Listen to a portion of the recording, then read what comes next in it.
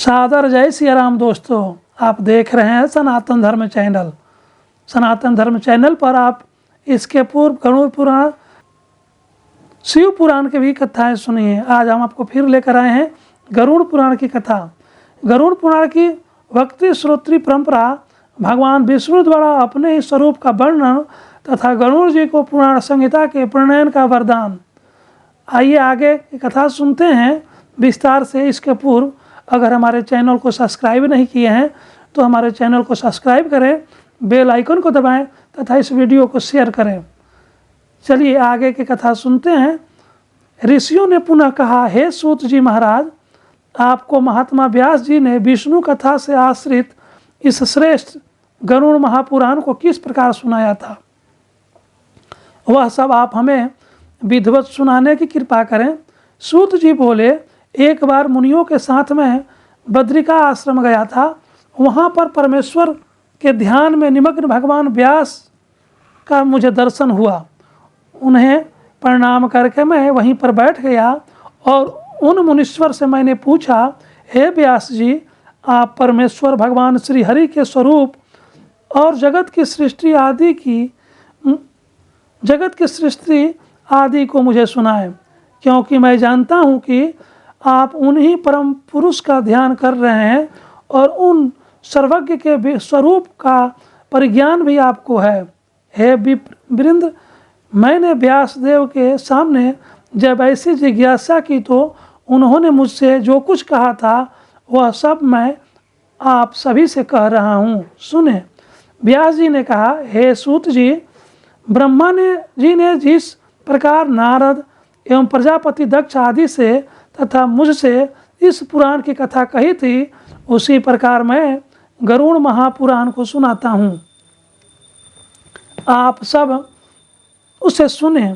सूत जी ने पूछा, हे भगवान, ब्रह्मा जी ने देवर्षि नारद और प्रजापति दक्ष सहित आपसे किस प्रकार के पवित्र एवं सार तत्व बताने वाले पुराण को कहा था। व्यास जी ने कहा, एक बार नारद, दक्ष तथा भृगु आदि ऋषियों के साथ मैं ब्रह्मलोक में विद्यमान श्री ब्रह्मा जी के पास गया और उन्हें प्रणाम कर मैंने प्रार्थना की कि हे प्रभु, आप हमें सार तत्व बताने की कृपा करें। ब्रह्मा जी बोले, यह गरुड़ महापुराण अन्य सभी शास्त्रों का सारभूत है। प्राचीन काल में भगवान विष्णु ने अन्य देवताओं सहित शिव और मुझसे जिस प्रकार इसे कहा था, उसी प्रकार मैं भी इसका वर्णन आपसे कर रहा हूँ। व्यास जी ने कहा, भगवान श्री हरि ने अन्य देवों के साथ रुद्रदेव को किस प्रकार से सारभूत और महान अर्थ बतलाने वाले इस गरुड़ महापुराण को सुनाया था, हे ब्राह्मण, उसे आप सुनाएं। ब्रह्मा जी बोले, एक बार इंद्रादि देवताओं के साथ मैं कैलाश पर्वत पर पहुंच गया। वहां मैंने देखा कि रुद्रदेव शंकर परम तत्व के ध्यान में निमग्न हैं। मैंने प्रणाम करके उनसे पूछा, हे सदाशिव, आप किस देव का ध्यान कर रहे हैं। मैं तो आपसे अतिरिक्त अन्य किसी देवता को नहीं जानता हूँ। इन सभी देवताओं के साथ उस परम सार तत्व को जानने की मेरी इच्छा है, अतः आप उसका वर्णन करें। श्री रुद्र जी ने ब्रह्मा जी से कहा, मैं तो सर्व फलदायक, सर्वव्यापी स्वरूप, सभी प्राणियों के हृदय में अवस्थित परमात्मा तथा सर्वेश्वर उन भगवान विष्णु का ध्यान करता हूँ। हे पितामह, उन्हीं विष्णु की आराधना करने के लिए मैं शरीर में भस्म तथा सिर पर जटाजुट धारण करके व्रताचरण में निरत रहता हूँ, जो सर्वव्यापक, जयशील, अद्वैत, निराकार एवं पद्मनाभ हैं, जो निर्मल तथा पवित्र हंस स्वरूप हैं। मैं उन्हीं परम पद परमेश्वर भगवान श्री हरि का ध्यान करता हूँ। इस सार तत्व के विषय में उन्हीं के पास चलकर हम सभी को पूछना चाहिए, जिनमें संपूर्ण जगत का वास है। प्रलय काल में जिनमें संपूर्ण जगत प्रविष्ट हो जाता है, सब प्रकार से अपने को उन्हीं के शरण में करके मैं उन्हीं का चिंतन करता हूँ। जिस सर्वभूतेश्वर में सत्वगुण, रजोगुण एवं तमोगुण एक सूत्र में अवगुंफित मणियों के समान विद्यमान रहते हैं, जो 1000 नेत्र, 1000 चरण, 1000 जंघा तथा श्रेष्ठ मुख से युक्त हैं, जो सूक्ष्म में भी सूक्ष्म, स्थूल से भी स्थूल, गुरु से गुरुतम और पूज्यों में पूज्यतम तथा श्रेष्ठों में भी श्रेष्ठम है, जो सत्यों के परम सत्य और सत्य कर्मों और सत्यकर्मा कहे गए हैं, जो पुराणों में पुराण पुरुष और द्विजातियों में ब्राह्मण हैं, जो प्रलय काल में सकर्षण कहलाते हैं। मैं उन्हीं परम उपास्य की उपासना करता हूँ, जिन सत्य असत्य से परे ऋतु एकाक्षर पर ब्रह्म की देव, यक्ष, राक्षस और नागगण अर्चना करते हैं, जिनमें सभी लोग उसी प्रकार स्फुरित होते हैं जिस प्रकार जल में छोटी छोटी मछलियाँ स्फुरित होती हैं, जिनका मुख अग्नि, मस्तक धूलोक, नाभि आकाश, चरणयुग्म पृथ्वी और नेत्र सूर्य तथा चंद्र हैं। ऐसे उन विष्णुदेव का मैं ध्यान करता हूँ, जिनके उदर में स्वर्ग, मृत्यु एवं पाताल ये तीनों लोक विद्यमान हैं। समस्त दिशाएं जिनकी भुजाएं हैं, पवन जिनका उच्छ्वास है, मेघमालाओं का समूह जिनका केश पुंज है, नदियां ही उनके सभी अंगों की संधियां हैं, और चारों समुद्र जिनकी कुक्षी है, जो कालातीत हैं, यज्ञ एवं सत्य असत्य से परे हैं, जो जगत के आदि कारण तथा स्वयं अनादि हैं। ऐसे उन नारायण का मैं चिंतन करता हूँ, जिनके मन से चंद्रमा, नेत्रों से सूर्य और मुख से अग्नि उत्पन्न है, जिनके चरणों से पृथ्वी की, कानों से दिशाओं की और मस्तक से स्वर्ग की सृष्टि हुई है, जिन परमेश्वर से सर्ग, प्रतिसर्ग, वंश, मनवंतर तथा वंशानुचारित परिवर्तित हुआ है, उन देव की मैं आराधना करता हूँ। परम सार तत्व का ज्ञान प्राप्त करने के लिए हम सभी को उन्हीं की शरण में जाना चाहिए। ब्रह्मा जी ने कहा, हे व्यास जी, प्राचीन काल में रुद्र के द्वारा ऐसे कहे जाने पर श्वेत द्वीप में निवास करने वाले भगवान विष्णु को प्रणाम करके उनकी स्तुति कर उस परम तत्व के सार को सुनने की इच्छा से देवगणों के साथ मैं भी वहीं पर स्थित हो गया।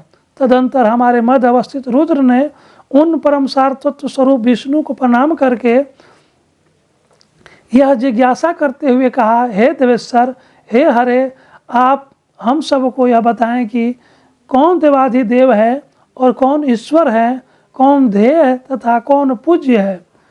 किन व्रतों से वे परम तत्व संतुष्ट होते हैं, किन धर्मों के द्वारा, किन नियमों से अथवा किस धार्मिक पूजा से और किस आचरण से वे प्रसन्न होते हैं, उन ईश्वर का वह स्वरूप कैसा है, किन देव के द्वारा इस जगत की सृष्टि हुई है और कौन इस जगत का पालन करते हैं, वे किन किन अवतारों को धारण करते हैं, प्रलय काल में यह विश्व किन देव में लीन होता है, सर्ग, प्रतिसर्ग, वंश तथा मनवंतर किन देवों से परिवर्तित होते हैं, और यह सब दृश्यमान जगत किन देव में प्रतिष्ठित है। हे हरे, इन सभी विषयों के साथ अन्य जो भी सार तत्व है उन्हें बताएं, और इसके साथ ही परमेश्वर के महात्म्य तथा ध्यान योग के विषय में भी बताने की कृपा करें। तदंतर भगवान विष्णु ने रुद्र को उस परमेश्वर के महात्म्य एवं उनकी प्राप्ति के साधनभूत ध्यान और योगादिक नियमों तथा अष्टादश विधाओं का ज्ञान इस प्रकार से दिया। श्री हरि ने कहा, हे रुद्र, मैं बताता हूँ, ब्रह्मा और अन्य देवों के साथ आप उसका श्रवण करें। मैं ही सभी देवों का देव हूँ, मैं ही सभी लोकों का स्वामी हूँ, देवों का मैं ही ध्येय, पूज्य और स्तुतियों से स्तुति करने योग्य हूँ। हे रुद्र, मैं ही मनुष्यों में पूजित होकर उन्हें परम गति प्रदान करता हूँ तथा व्रत, नियम और सदाचार से संतुष्ट होकर हे शिव, मैं ही इस संसार की स्थिति का मूल कारण हूँ। मैं ही जगत की रचना करने वाला हूँ। हे शंकर, मैं ही दुष्टों का निग्रह और धर्म की रक्षा करता हूँ। मैं ही मत्स्य आदि के रूप में अवतीर्ण होकर अखिल भूमंडल का पालन करता हूँ। मैं ही मंत्र हूँ, मैं ही मंत्र का अर्थ हूँ और मैं ही पूजा तथा ध्यान के द्वारा प्राप्त होने वाले परम तत्व हूँ। मैं ही स्वर्ग आदि की सृष्टि की है और मैं ही स्वर्गादि भी हूँ। मैं ही योगी आदि योग और पुराण हूँ। ज्ञाता श्रोता तथा मनन करता मैं ही हूँ। वक्ता और संभाषण का विषय मैं ही हूँ। इस जगत के समस्त पदार्थ मेरे ही स्वरूप है और मैं ही सब कुछ हूँ। मैं ही भोग और मोक्ष का प्रदायक परम देव हूँ। हे रुद्र, ध्यान पूजा को उपचार और सर्वतोभद्र मंडल आदि सब कुछ मैं ही हूँ। हे शिव, मैं ही संपूर्ण वेद हूँ। मैं ही इतिहास स्वरूप हूँ। मैं ही सर्वज्ञान हूँ और मैं ही ब्रह्म और सर्वात्मा हूँ। मैं ही ब्रह्मा हूँ। मैं ही सर्वलोकमय हूँ तथा मैं ही सभी देवों का आत्मस्वरूप हूँ। मैं ही साक्षात सदाचार हूँ। मैं ही धर्म हूँ। मैं हूँ वैष्णव हूँ। मैं ही वर्णाश्रम हूँ। मैं ही सभी वर्णों का और आश्रमों का सनातन धर्म हूँ। हे रुद्र, मैं ही यम नियम और विविध प्रकार का व्रत हूँ। मैं ही सूर्य चंद्र एवं मंगल आदि ग्रह हूँ। प्राचीन काल में पृथ्वी पर पक्षीराज गरुड़ ने तपस्या के द्वारा मेरी ही आराधना की थी। उनकी तपस्या से संतुष्ट होकर मैंने उनसे कहा था कि आप मुझसे अभीष्ट वर मांग लें। उस समय गरुड़ ने कहा, हे हरि, नागों ने मेरी माता बिनाता को दासी बना लिया है। हे देव, आप प्रसन्न होकर मुझे वर प्रदान करें कि मैं उनको जीतकर अमृत प्राप्त करने में समर्थ हो सकूं और माँ को नागों की माता कद्रु की दास्ता से मुक्त करा सकूं। मैं आपका वाहन बन सकूं। महान बलि, महान शक्तिशाली, सर्वज्ञ और नागों को विदीर्ण करने में समर्थ हो सकूं तथा जिस प्रकार पुराण संहिता का रचनाकार हो सकूं, वैसा ही करने की कृपा करें। श्री विष्णु बोले, हे पक्षीराज गरुड़, आपने जैसा वर मांगा है वैसा ही सब कुछ होगा। आप नागों की दास्ता से अपनी माता बिनाता को मुक्त करवा सकेंगे। सभी देवताओं को जीतकर अमृत ग्रहण करने में आपको सफलता प्राप्त होगी। अत्यंत शक्ति संपन्न होकर आप मेरे वाहन होंगे। विश्वों के विनाश की शक्ति भी आपको प्राप्त होगी। मेरी कृपा से आप मेरे ही महात्म्य को कहने वाले पुराण संहिता का प्रणयन करेंगे। मेरा जैसा स्वरूप कहा गया है वैसा ही आप में भी प्रकट होगा। आपके द्वारा वर्णित यह पुराण संहिता आपके गरुड़ नाम से लोक में प्रसिद्ध होगी। हे विनाथ सूत, जिस प्रकार देवों के मध्य मैं ऐश्वर्य और श्री रूप में विख्यात हूँ, उसी प्रकार हे गरुड़, सभी पुराणों में यह गरुड़ महापुराण भी ख्याति अर्जित करेगा। जैसा विश्व में मेरा कीर्तन होता है वैसे ही गरुड़ नाम से आपका भी संकीर्तन होगा। हे पक्षी श्रेष्ठ, अब आप मेरा ध्यान करके उस पुराण का प्रणयन करें। हे रुद्र, मेरे द्वारा यह वरदान दिए जाने के बाद इसी संबंध में कश्यप ऋषि के द्वारा पूछे जाने पर गरुड़ ने इसी पुराण को उन्हें सुनाया। कश्यप ने इस गरुड़ महापुराण का स्मरण करके गरुड़ी विद्या के बल से एक जले हुए वृक्ष को भी जीवित कर दिया। गरुड़ ने भी इसी विद्या के द्वारा अनेक प्राणियों को जीवित किया था। यक्षी ओम ओम स्वाहा, यह जप करने योग्य गरुड़ी पर विद्या है। हे रुद्र, मेरे स्वरूप से परिपूर्ण गरुड़ द्वारा कहे गए इस गरुड़ महापुराण को आप सुने। इति श्री गरुड़ पुराण द्वितीय अध्याय पूर्ण। एक बार बोलिए विष्णु भगवान की जय, गरुड़ भगवान की जय। दोस्तों, आपने सुना गरुड़ महापुराण का दूसरा अध्याय कथा। अगले एपिसोड में आप तीसरा अध्याय सुनेंगे, गरुड़ पुराण के प्रतिपाद विषयों का निरूपण। तब तक बने रहें और अभी तक हमारे चैनल को सब्सक्राइब नहीं किए हैं तो सनातन धर्म चैनल को सब्सक्राइब करें तथा इस वीडियो को शेयर करें। जय सिया राम दोस्तों।